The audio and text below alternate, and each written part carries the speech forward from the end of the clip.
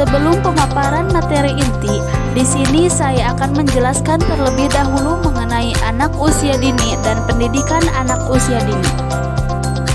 Apa sih anak usia dini itu? Anak usia dini merupakan anak yang berada pada usia 0-8 tahun yang sedang dalam tahap pertumbuhan dan perkembangan baik fisik maupun mental. Masa anak usia dini sering disebut dengan istilah golden age atau masa emas. Selanjutnya, ada pendidikan anak usia dini atau yang sering kita sebut PAUD, adalah pemberian upaya untuk menstimulasi, membimbing, mengasuh, dan pemberian kegiatan pembelajaran yang akan menghasilkan kemampuan dan keterampilan anak. Pendidikan pada tahap ini memfokuskan pada fisikal, kognitif, emosional, dan social education. Masuk pada materi inti, yang pertama, tujuan pendidikan anak usia dini. Untuk dapat menyelenggarakan PAUD, semua pihak yang berkepentingan perlu mengetahui tentang tujuan yang berkaitan dengan penyelenggaraan pendidikan bagi anak. Tujuan PAUD yang ingin dicapai adalah untuk mengembangkan pengetahuan dan pemahaman orang tua dan guru serta pihak-pihak yang terkait dengan pendidikan dan perkembangan anak usia dini. Secara khusus, tujuan yang ingin dicapai adalah 1. Dapat mengidentifikasi perkembangan fisiologis anak usia dini dan mengaplikasikan hasil identifikasi tersebut dalam pengembangan fisiologis yang bersangkutan. 2. Dapat memahami perkembangan kreativitas anak usia dini dan usaha-usaha yang terkait dengan pengembangannya. 3. Dapat memahami kecerdasan jamak dan kaitannya dengan perkembangan anak usia dini. 4. Dapat memahami arti bermain bagi perkembangan anak usia dini. Yang terakhir, dapat memahami pendekatan pembelajaran dan aplikasinya bagi pengembangan anak usia kanak-kanak. Tujuan pendidikan anak usia dini secara umum adalah mengembangkan berbagai potensi anak sejak dini sebagai persiapan untuk hidup dan dapat menyesuaikan diri dengan lingkungannya. Secara khusus, kegiatan pendidikan bertujuan agar 1. Anak mampu melakukan ibadah, mengenal dan percaya akan ciptaan Tuhan dan mencintai sesama. Contohnya, pendidik mengenalkan kepada anak didiknya bahwa Allah Subhanahu wa Ta'ala menciptakan berbagai makhluk selain manusia, seperti binatang, tumbuhan, dan sebagainya yang semua itu harus kita sayangi. 2. Anak mampu mengelola keterampilan tubuh termasuk gerakan-gerakan yang mengontrol gerakan tubuh, gerakan halus dan gerakan kasar, serta menerima rangsangan sensorik atau panca indera. Contohnya, menari, bermain bola, menulis, ataupun mewarnai. 3. Anak mampu menggunakan bahasa untuk pemahaman bahasa pasif dan dapat berkomunikasi secara efektif yang bermanfaat untuk berpikir dan belajar. Contohnya, ketika sudah melakukan pembahasan tema, diberikan kepada anak didik untuk bertanya atau menjawab isi tema yang telah dibahas. 4. Anak mampu berpikir logis, kritis, memberikan alasan, memecahkan masalah, dan menemukan hubungan sebab akibat. Contohnya, mencari pasangan gambar yang berkaitan dengan sebab akibat, lalu anak akan berusaha memecahkan masalah dan memberikan alasan tersebut. 5. Anak mampu mengenal lingkungan alam, lingkungan sosial, peranan masyarakat, dan menghargai keragaman sosial dan budaya, serta mampu mengembangkan konsep diri, sikap positif terhadap belajar, kontrol diri, dan rasa memiliki. 6. Anak memiliki kepekaan terhadap irama, nada, birama, berbagai bunyi, bertepuk tangan, serta menghargai hasil karya yang kreatif.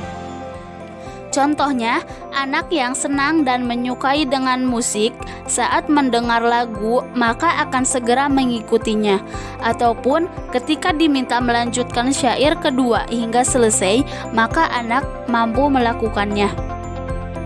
Selain itu, tujuan pendidikan anak usia dini adalah 1. Untuk membentuk anak Indonesia yang berkualitas, yaitu anak yang tumbuh dan berkembang sesuai dengan tingkat perkembangannya sehingga memiliki kesiapan yang optimal di dalam memasuki pendidikan dasar serta mengarungi kehidupan di masa dewasa. 2. Untuk membantu menyiapkan anak mencapai kesiapan belajar akademik di sekolah. 3. Intervensi dini dengan memberikan rangsangan sehingga dapat menumbuhkan potensi-potensi yang tersembunyi, yaitu dimensi perkembangan anak seperti bahasa, intelektual, emosi, sosial, motorik, konsep diri, minat, dan bakat. Yang keempat, melakukan deteksi dini terhadap kemungkinan terjadinya gangguan dalam pertumbuhan dan perkembangan potensi-potensi yang dimiliki anak. Berdasarkan aspek agama, tujuan pendidikan anak usia dini yaitu untuk memberikan pengetahuan, penghayatan, dan pengalaman nilai-nilai ajaran agama sehingga mendorong terbentuknya kepribadian yang dilandasi nilai-nilai ajaran agama yang tercermin pada sikap dan perilaku sehari-hari. Adapun tujuan lain menurut Depdiknas yaitu mengembangkan potensi yang ada pada anak secara optimal, mewujudkan anak yang cerdas, sehat, ceria, berakhlak mulia yang tumbuh dan berkembang sesuai dengan tingkat perkembangannya sehingga memiliki kesiapan yang optimal untuk fase kehidupan selanjutnya. Adapun 4 pilar pendidikan yang dicanangkan oleh UNESCO yaitu learning to know melalui media dan penjelasan guru, learning to do melakukan aktivitas langsung, learning to be dengan bermain peran, dan learning to live together berinteraksi dengan anak lain dengan mentaati ketentuan dan peraturan yang berlaku. Berdasarkan paparan yang telah disampaikan, maka urgensinya pendidikan anak usia dini akan dapat 1. Menumbuh kembangkan pengetahuan, sikap, dan keterampilan agar mampu menolong diri sendiri atau self-help, yaitu mandiri dan tanggung jawab terhadap diri sendiri seperti mampu merawat dan menjaga kondisi fisiknya, mampu mengendalikan emosinya, dan mampu membangun hubungan dengan orang lain. Yang kedua, meletakkan dasar-dasar tentang bagaimana seharusnya belajar atau learning how to learn. Masuk pada materi yang kedua, yaitu fungsi pendidikan anak usia dini. Ada beberapa fungsi pendidikan bagi anak usia dini yang harus diperhatikan, yaitu 1. Untuk mengembangkan seluruh kemampuan yang dimiliki anak sesuai dengan tahapan perkembangannya.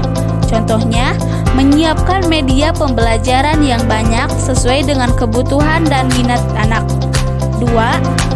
Mengenalkan anak dengan dunia sekitar. Contohnya, field trip ke taman safari. Yang ketiga, mengembangkan sosialisasi anak.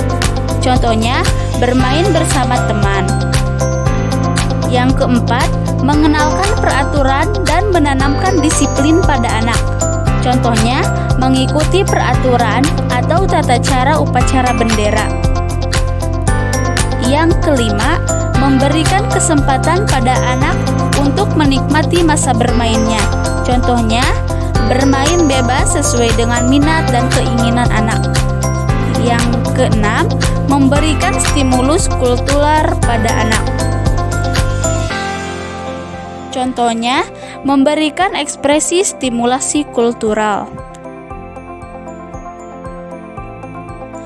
Fungsi lainnya yang perlu diperhatikan yakni penyiapan bahan perumusan kebijakan di bidang pendidikan anak usia dini, penyiapan bahan perumusan standar, kriteria, pedoman, dan prosedur di bidang pendidikan anak usia dini, pemberian bimbingan teknis dan evaluasi di bidang pendidikan anak usia dini, pelaksanaan pemberdayaan peran serta masyarakat di bidang pendidikan anak usia dini, dan pelaksanaan urusan ketetausahaan direktorat.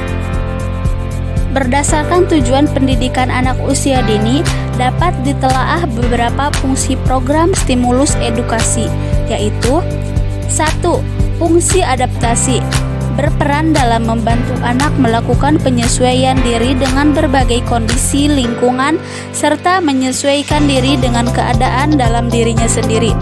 2. Fungsi sosialisasi, berperan dalam membantu anak agar memiliki keterampilan-keterampilan sosial yang berguna dalam pergaulan dan kehidupan sehari-hari di mana anak berada.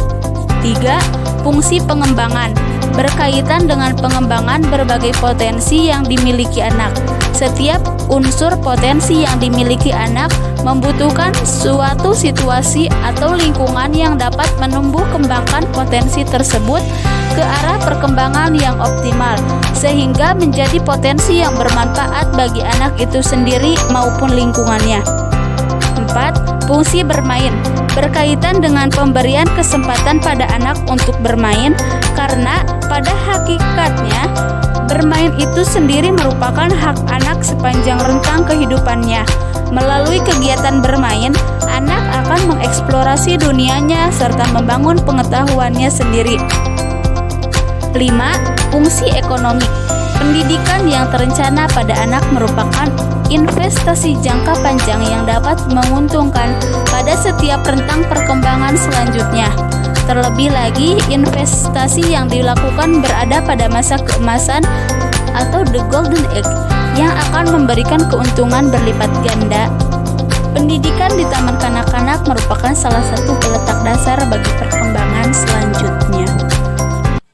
Demikian video yang dapat saya sampaikan. Mohon maaf apabila ada kekurangan baik dalam video maupun penyampaian materinya. Thanks for watching. Wassalamualaikum warahmatullahi wabarakatuh dan see you next time.